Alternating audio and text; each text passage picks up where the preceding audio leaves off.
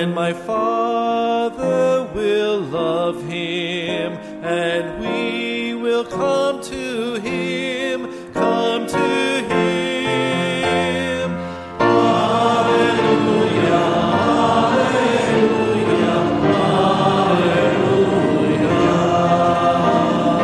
alleluia, alleluia, alleluia.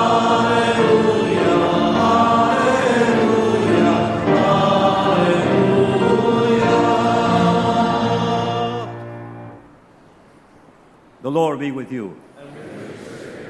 A reading from the Holy Gospel according to John.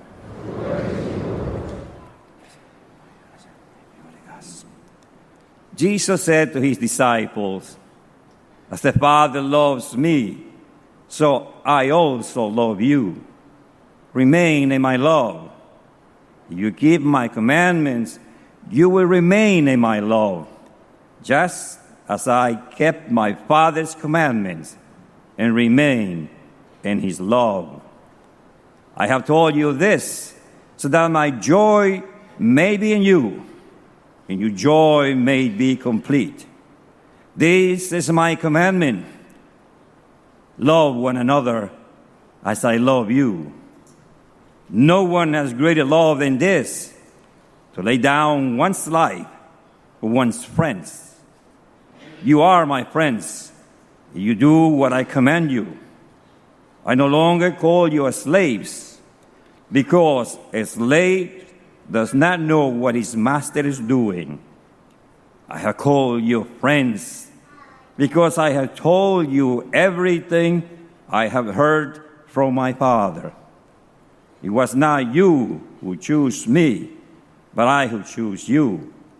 I appointed you to go and bear fruit that will remain, so that whatever you ask the Father in my name, he may give you. This I command you: love one another." The Gospel of the Lord. Praise to you, Lord Jesus Christ.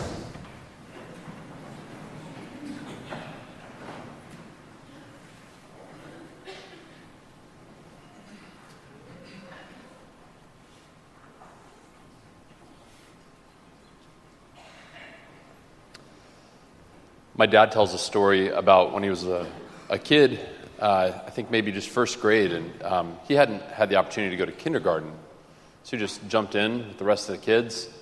Some of them had done preschool and kindergarten, and first grade comes around, and it's Dad's first day at school.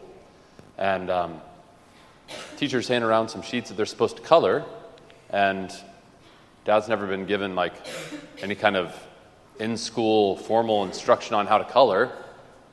So he's going to town, colors everywhere, and he's having a grand old time.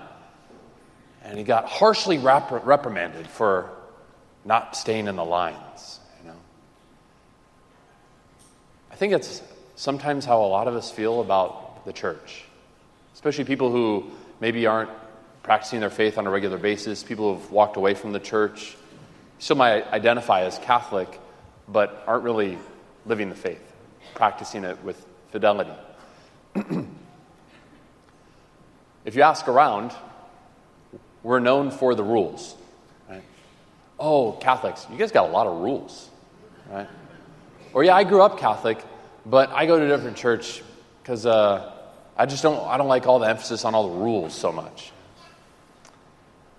Which is kind of tragic that that's what people see from the church. That's what people see in us, is that getting to heaven, knowing the Lord, following Jesus is about following the rules. For it to be minimized to that is really, it's not a good thing.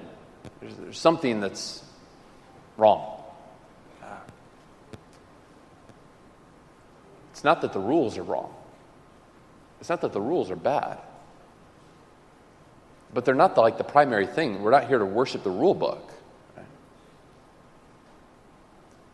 All of the rules that we have are at the service of a relationship with God, of a covenant, self-giving, life-giving relationship with the Almighty, an intimate union that we are to experience with Him that He desires for us. Today we hear about that great commandment. Love one another as I have loved you. First step is be loved by God. We've got this amazing gift that's offered to us in the unending, unconditional love of God. So are we receiving that? And are we receiving it in such a way that we're willing and able then to go out of ourselves to share that love with others? There it is. There's the one rule. Here's the problem. It's not a problem with the rule. Jesus knew what he was doing. He was able to boil it all down like that. St. Augustine said a similar thing. Doctor of the church, by the way, which means that everything that he ever wrote or said is like got the seal of approval of the church. St. Augustine said, love and do what you will. That so long as you are living Christian charity, that everything is in bounds. That those are the only boundaries, Christian charity. But that sounds crazy to us because we've been indoctrinated with all the rules. They're so important. But what about all the little details?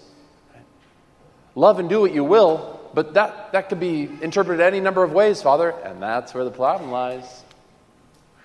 That's where the world kind of, like in its relativistic nature, sort of takes that and runs with it and says, oh, well, I love this person, so I can do whatever I want with them. Or, well, even though that was breaking one of the rules, my intentions were good. I did it because I loved the person, even to the point of, now there's laws being passed in our country where you're allowed to kill yourself. Right? What? This is something that's being promoted? Oh, well, we love people and we want to be compassionate towards them. We don't have any kind of concept of redemptive suffering, but that's for another day. The problem with the way that we receive this one rule is that love is complicated. Right? A couple of lyrics from chart-topping pop songs these days. Hey, Nana, love ain't simple. Hey, Nana, just be careful. Right? Because love ain't simple. So promise me no promises. No promises. We don't want to commit to anything. We don't want to be actually self-emptying in our love, like the agape love that Jesus models for us and calls us to. Love one another as I have loved you, willing to lay down my life for you, willing to set myself aside, my own comforts, my own interests, in order to will your good, what's truly good for you. There's another chart topper out there. It's right there in the title. I'm bad at love. So if love were something that was just super easy to grasp, why would there be so many languages that have multiple words for the one word that we have for love? Because it's this really complex thing. It's made up of different parts. Really, at the end of the day, it's pretty simple. It's just not easy.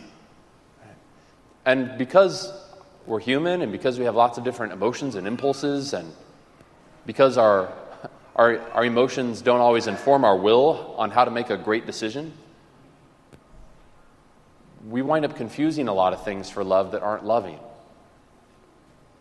They just feel good. Or there's just a lot of attraction or infatuation. There's just a great need to be affirmed.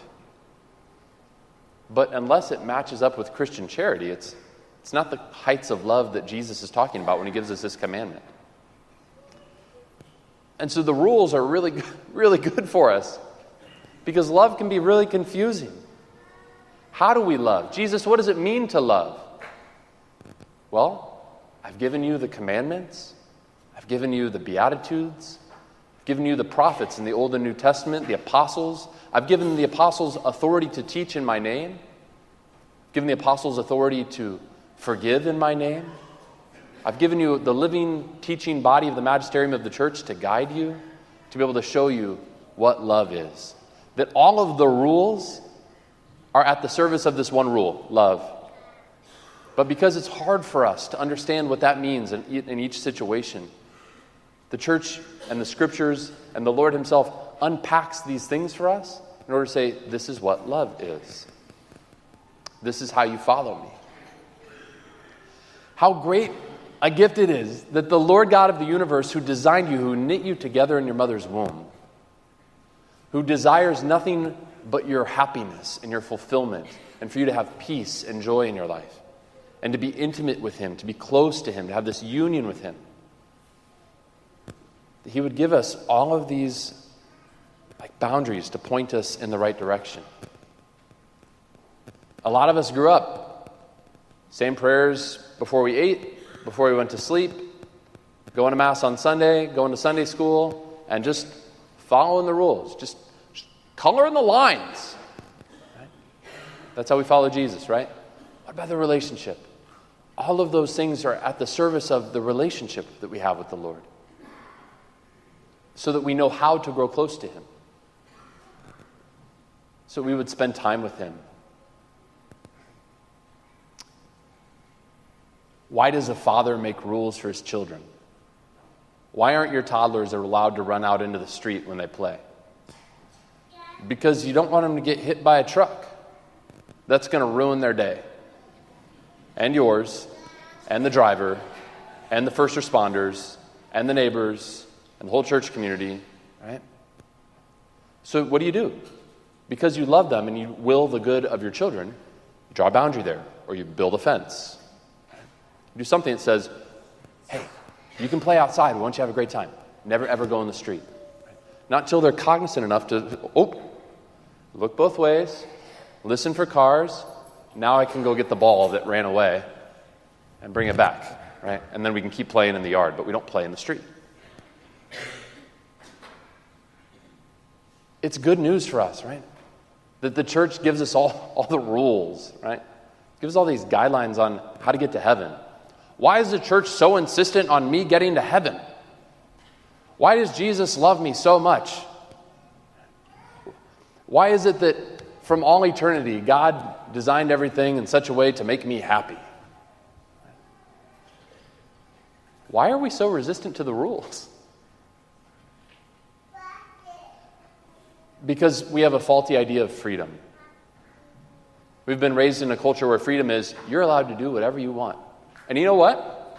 You can. You can do whatever you want. We had a priest who was one of our seminary formators. Love this guy. Monsignor Basso. Say, hey, guys, listen. Curfew's coming. You should probably get to bed, but you can do whatever you want. But there's consequences. Oh, why can't I have another weekend to go away from seminary and go back and help out on this retreat thing? Oh no, you can go if you want. But then I'd be on probation for taking too many weekends or whatever. Oh no, I didn't say there wouldn't be consequences. I said that you can go if you want. The church isn't here to control you and manipulate you into your happiness. You can do whatever you want. You can do whatever you want. We're not going to stop you. There's not some church police going to, excuse me, what are you about to do? No, you're not allowed to do that. I'm going to cuff you and take you back to church jail until you wise up. It's not going to happen. You can do whatever you want. But if you break the rules, the consequence is going to be that you're ignoring the Lord's will for you.